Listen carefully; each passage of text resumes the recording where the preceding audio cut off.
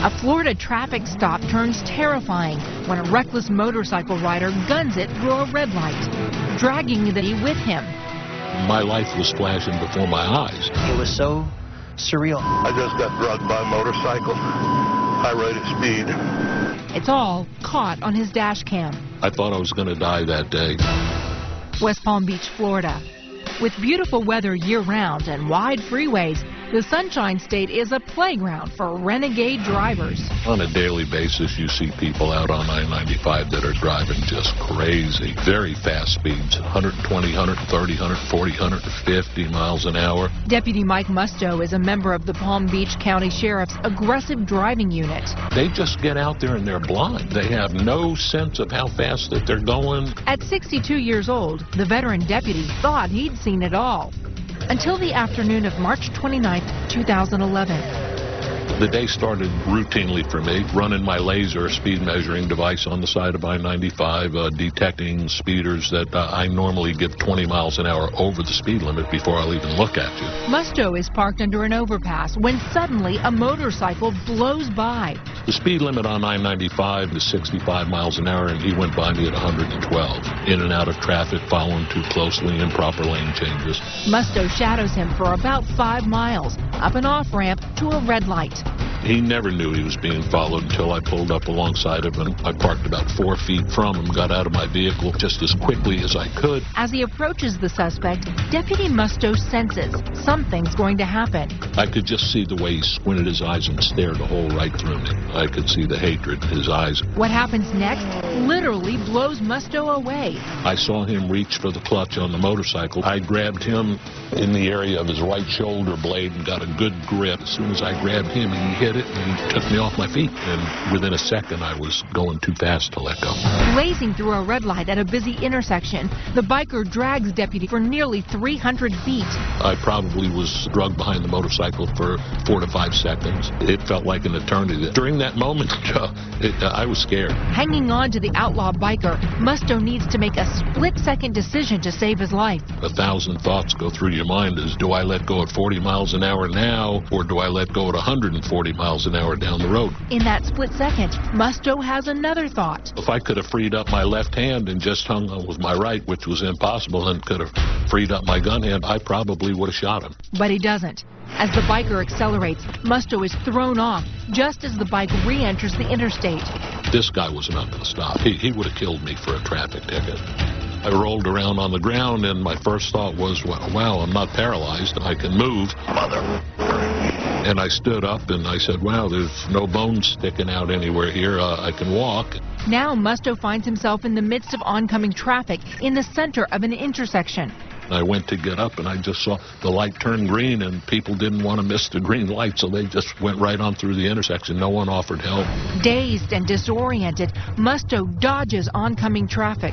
One lady that was parked next to my patrol car when this whole thing happened, and I could see her mouthing to me, "Are you all right?" I'm all right. He returns to his patrol car and immediately pursues the biker. He also radios dispatch.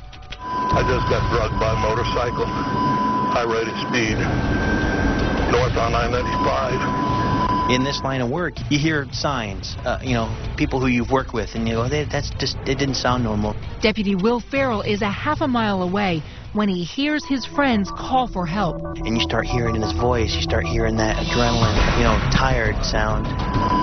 White motorcycle, black leather jacket, Hispanic rider, some kind of a tap of a logo on the... Musto's call sets off a county-wide manhunt for the suspect, mobilizing officers, patrol cars, even helicopters. Meanwhile, Musto's lost sight of the biker and pulls over to the side of the road. I may have video of the tag, I don't know. Just keep an eye out for this guy. I'm going to check my video. It's not until now that severe pain sets in. I'm skinned up a little bit. My uniforms were ripped. I don't need EMS. The pain was pretty intense. My scrapes were pretty big and deep. I didn't even feel pain until 10 minutes later when things started burning. I didn't know how bad it was for Deputy Musto until I got there. When Farrell reaches Musto, the drag deputy isn't in good shape. As I'm approaching him, he's out of the car. He's very excited. I want to make sure he's okay first. Sit down. I'm fine. I want you to make sure, though. Sit down, bud. Musto refuses EMS. Instead, he insists they watch the dash cam video, looking for any identifying information. When I first saw the video of Deputy Musto getting dragged, I have the same feeling I have now, and it's goosebumps. You watch him as he falls off the bike, and he rolls around, and he's telling me he doesn't want to go to the hospital. I'm like, well, you're going to the hospital. I mean, that's pure toughness. The deputies can't see the license plate.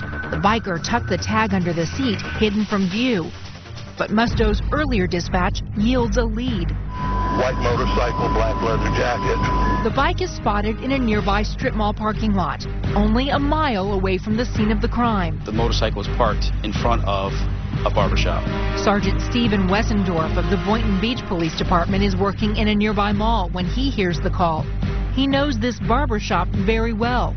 I, of course, recognized it only because I get my hair cut at the barbershop that it was found in front of. When I heard that it was this barbershop, I knew who owned the motorcycle. In the barbershop, there's only one guy that drives a motorcycle, and that's Mr. Morales. With a matching description of the bike, Palm Beach deputy Ron Cohen arrests Victor Morales. Mr. Morales was a barber, and he was late for work, and he was on his way to the barbershop at the time that this all happened.